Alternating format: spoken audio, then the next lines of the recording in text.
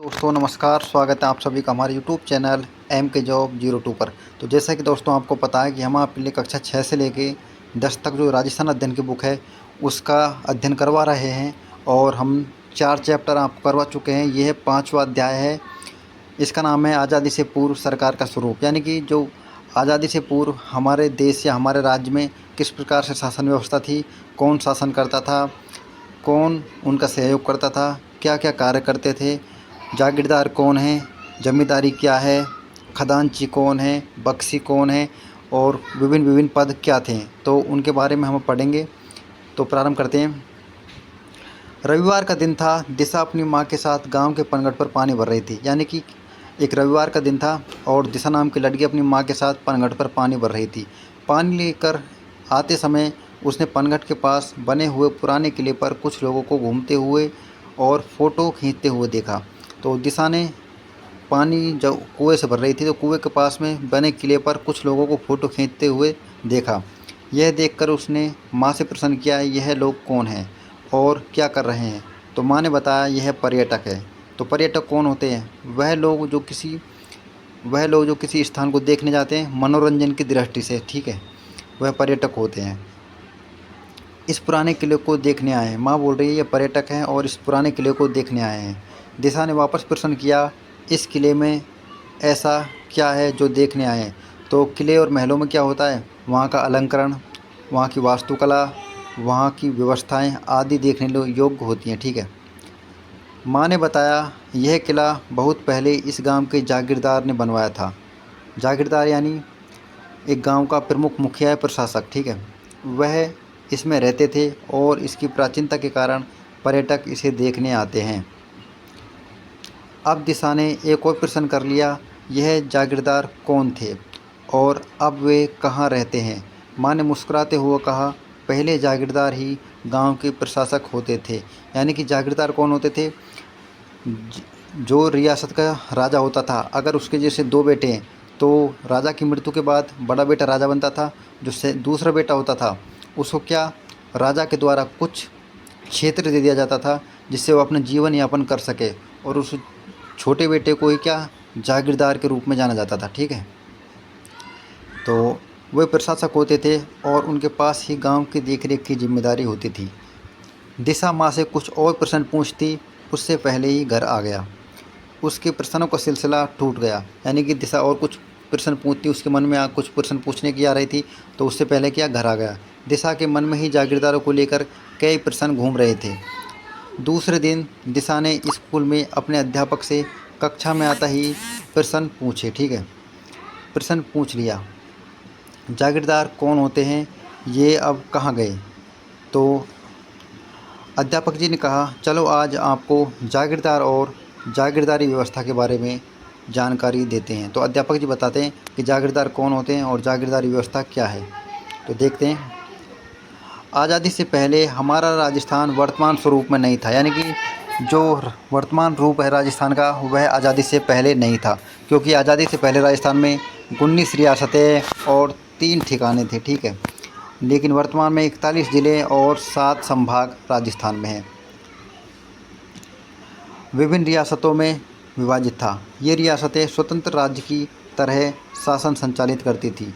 यानी कि यहाँ पर जो स्वतंत्र रूप से रियासतों के राजा होते थे और वह अपना क्या शासन संचालन करती थी।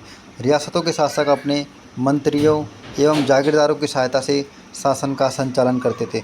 जो राजा होते थे वह अपने मंत्रियों या अपने प्रशासनिक अधिकारियों के सहयोग से शासन का संचालन करते थे। शासक शक्ति का सर्वोच्च केंद्र राजा होता था। यानी कि जो रियासतों में जो प्रमुख होता था वह कौन? राजा होता था। जिस प्रकार के वर्तमान में देश का प्रमुख राष्ट्रपति होता है, उसी प्रकार रियासतों में कौन? राजा होता था, ठीक है। शासन का यह प्रकार राजशाही शासन कहलाता था, लेकिन वर्तमान में क्या लोकतांत्रिक शासन है, ठीक है।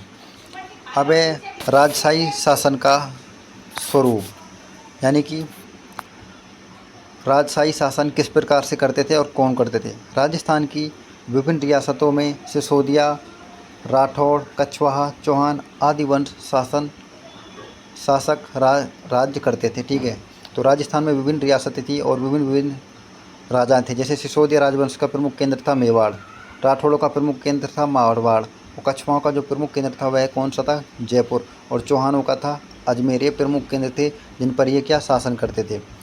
ये अलग अलग राज्य थे किंतु शासन व्यवस्था लगभग समान थी। यानी कि ये प्रमुख क्षेत्र हैं उनके प्रमुख अलग अलग राजा थे, लेकिन इनकी शासन व्यवस्था क्या थी, समान।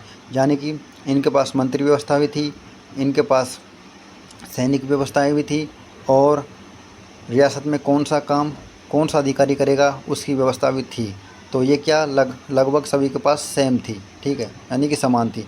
तो रियासतों के शासन का संचालन के लिए केंद्रीय व्यवस्था के पदाधिकारी, यानी कि जो शासन को चलाने के लिए कौन कौन से अधिकारी थे उसके बारे में पढ़ेंगे। राजा, मंत्री, बख्शी और खजांची, परगना अधिकारी। तो ये क्या रियासत को चलाने के लिए प्रमुख अधिकारी थे, ठीक है, जिनके बारे में हम एक एक करके डिटेल से पढ़ते हैं। पहला राजा। तो अब देखते हैं हम कि शासन व्यवस्था किस प्रकार से रियासतों में चलाई जाती थी। तो पहला जो पद होता था वह हुआ राजा, सबसे बड़ा। राजा राज्य की संपूर्ण शक्ति का सर्वोच्च केंद्र होता था। यानी कि जो राजा होता था वह रियासत का प्रमुख होता था। सामान्यतः राजा अपने सलाहकारों एवं मंत्रिपरिषद के सदस्यों के सहयोग से शासन संचालन करते थे। यानी कि जो राजा होते थे वह अपनी मंत्रिपरिषद के सदस्य थे, उनके सहयोग के अनुसार। जिस प्रकार वर्तमान में मंत्रिमंडल होता है, मुख्यमंत्री उनकी सलाह से शासन करता है, उसी प्रकार राजा करता था। अगला पद देखते हैं, मंत्री। यह राजा का सलाहकार होता था। राजा अपने शासन कार्य में सहायता हेतु मंत्रियों की नियुक्ति करता था, ठीक है। प्रमुख मंत्री को दीवान कहते थे। जो प्रमुख मंत्री होते थे खास, उनको दीवान कहते थे। राजा समय समय पर मंत्रणा करके राज्य कार्यों की जटिल समस्याओं को सुलझाने का कार्य करते थे। यानी कि जो कठिन कार्य होते थे तो राजा उन मंत्रियों के साथ में बैठकर उस कार्य को सुलझाने में सहयोग लेता था। अगला जो पद होता है वह है बख्शी, ठीक है। बख्शी सेना को वेतन देने तथा सेना संबंधी अन्य कार्यों की जिम्मेदारी बख्शी की होती थी। यानी कि जो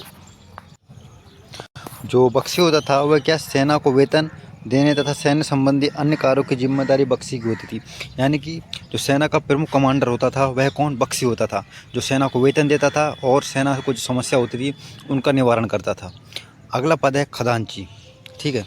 खजांची जिस प्रकार वर्तमान में बैंकों में कैशियर होता है, उसी प्रकार क्या उस समय में राजा का एक खजांची होता था जो पैसों का लेन देन करता था। यानी कि आमदनी और खर्च के हिसाब को संतुलित रखना और बचत को सुरक्षित कर राजकोष में वृद्धि करना खजांची का प्रमुख कार्य था, ठीक है। यानी कि जो भी हिसाब से पैसा बनता है उसको रखना और अपने संतुलन के अनुसार उसको किसी कार्य में लगाना। अगला है परगना अधिकारी। राज्य परगनों में विभाजित था तथा परगने में शांति व्यवस्था बनाए रखने की जिम्मेदारी परगना अधिकारी की होती थी। यानी कि वर्तमान समय में जिस प्रकार से ज़िले हैं, ज़िले में तहसील है, उसी प्रकार गांव हैं, तो इसी प्रकार क्या तहसील के अनुसार क्या परगने होते थे, तहसील के समान रूप में। और उसमें एक अधिकारी होता था, जिस प्रकार वर्तमान में एसडीएम होता है, उसी प्रकार कौन होता था, परगना अधिकारी, जो अपने परगने में होने वाले प्रमुख कार्यों को महत्वता देता था। अगला है ग्राम। राज्य की सबसे छोटी इकाई ग्राम होती थी। ग्राम का प्रशासन ग्राम पंचायतें करती थी, जो वर्तमान में भी इसी प्रकार होता है। अगली जो व्यवस्था है जागीरदारी व्यवस्था। अब हम पढ़ेंगे कि जागीरदारी व्यवस्था क्या है, जागीरदार कौन बनते थे, वह किस प्रकार से कार्य करते थे, राजा उनका किस प्रकार से सहयोग देता था।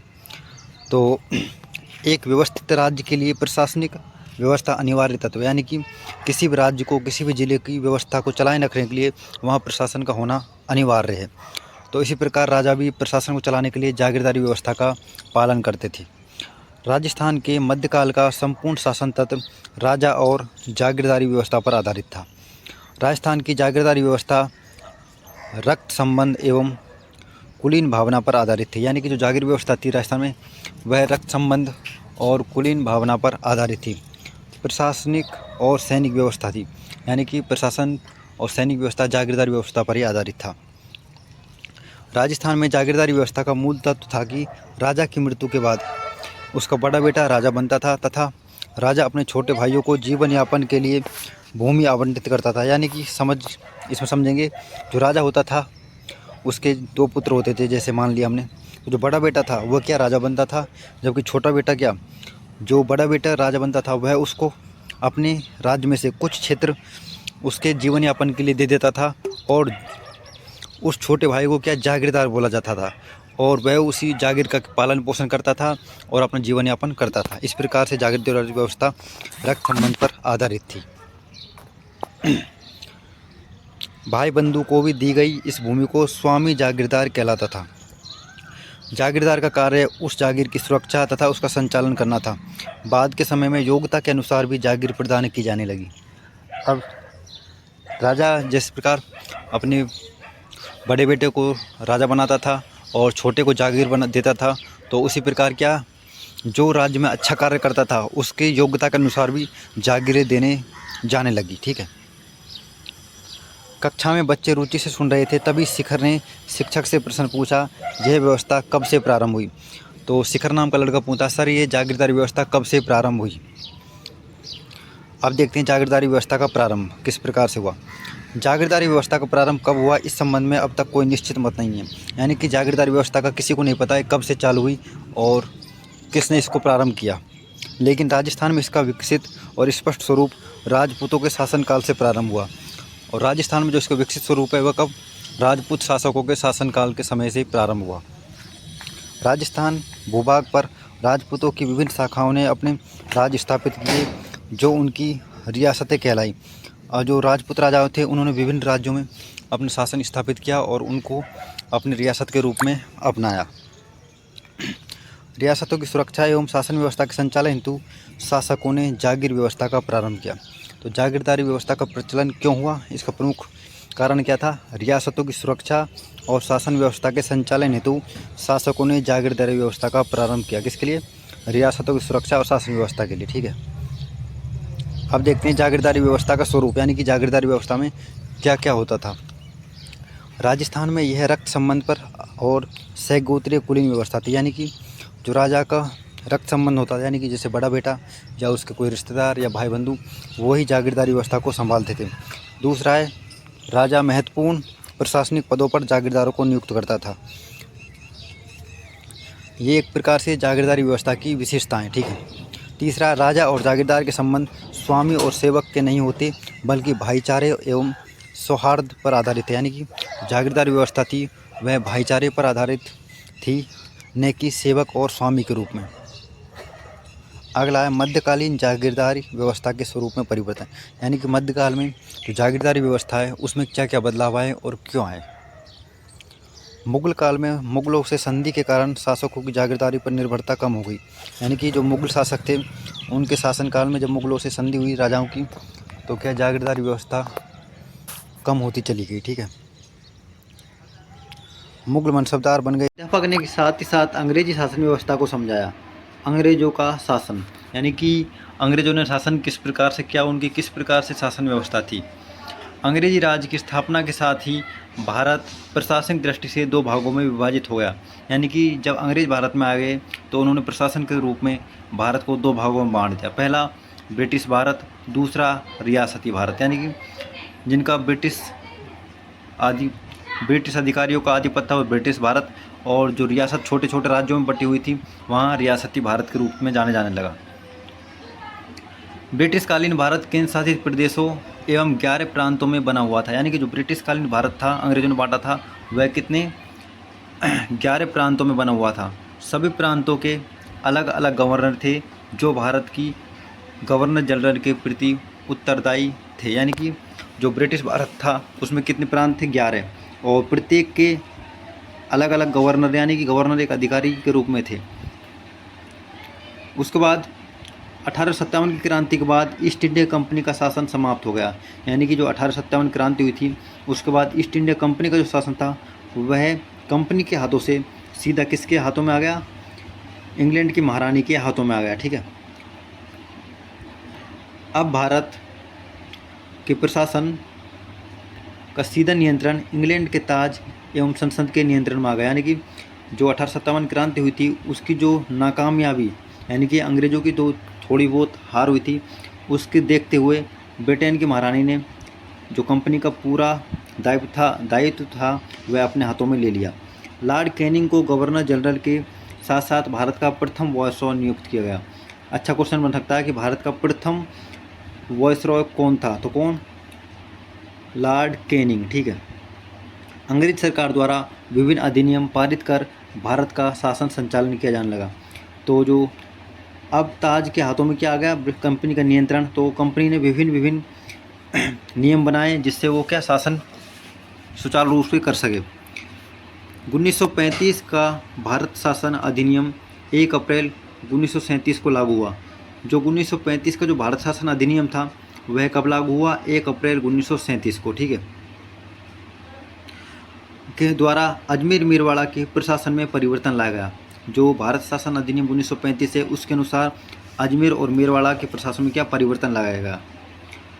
अब इसे विदेश एवं राजनीतिक विभाग के स्थान पर भारत सरकार के गृह विभाग के अंतर्गत लाया गया। यानी कि जो पहले जो अजमेर मेरवाड़ा का प्रशासन क्षेत्र था यह क्या राजनीतिक विभाग के रूप में था, जबकि अब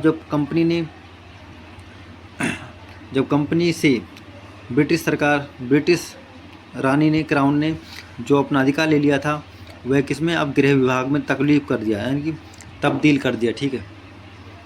गृह विभाग के अंतर्गत आने का प्रमुख प्रभाव यह हुआ कि इस क्षेत्र के सभी कानून संघीय कार्यपालिका द्वारा बनाए जाने लगे, न कि गवर्नर द्वारा। अब जब जो गृह विभाग बन गया तो इसके जो कानून बनाए, कानून नियम, तो किसके द्वारा?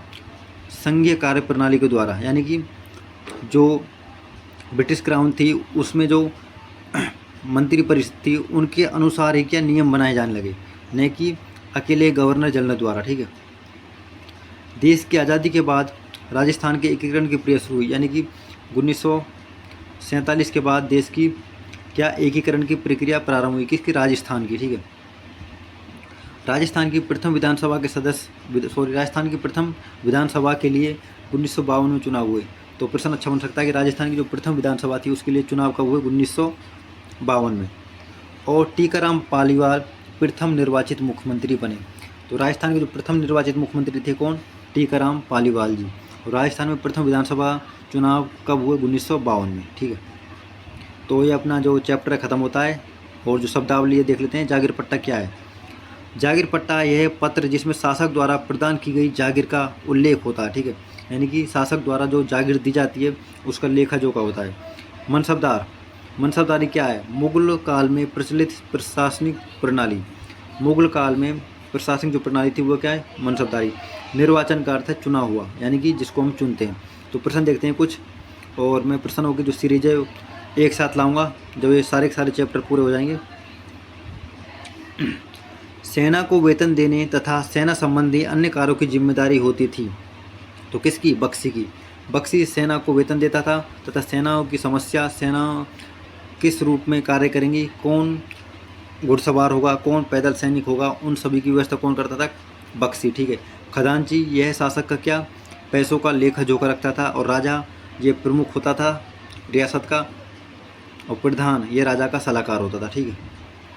अगला, राजस्थान के प्रथम निर्वाचित मुख्यमंत्री कौन थे? तो अभी पढ़ा कौन थे? टीकाराम पालीवाल। जो राजस्थान में विधानसभा चुनाव का वो 1952 में, ठीक है। नेक्स्ट है स्तंभ ए को स्तंभ बी से सुमिलित कीजिए। तो ग्राम क्या है? सबसे छोटी इकाई, राज्य की सबसे छोटी इकाई। मनसबदारी क्या है? मनसबदारी मुगल काल में क्या है? एक शासन प्रणाली, यानी प्रशासनिक प्रणाली। जागीर पट्टा वह, और जागीर पट्टे का क्या है? वह पत्र जिसमें शासक द्वारा प्रदान की गई जागीरों का उल्लेख होता है। अगला है परगना अधिकारी का कार्य बताइए। तो परगना अधिकारी का प्रमुख कार्य क्या है? परगने की शासन व्यवस्था को सुचारू रूप से चलाए रखना तथा वहाँ पर होने वाली अन्य गतिविधियों पर भी अपना नियंत्रण स्थापित करना, यह परगना अधिकारी का प्रमुख कार्य था। राजस्थान की रियासतों में कौन कौन से वंश के शासक राज्य करते थे? तो ये हमने प्रारंभ में पढ़ा है कौन कौन से, जैसे सिसोदिया राजवंश, राठौड़ राजवंश, ठीक है, कछवाहा राजवंश, चौहान राजवंश, हाड़ा राजवंश। इस प्रकार की जो रियासत थी उनमें प्रमुख वंश शासन करते थे। अगला है जागीरदारी व्यवस्था के स्वरूप को समझाइए। तो इस जागीरदारी व्यवस्था का स्वरूप है कि जो राजा के बच्चे होते थे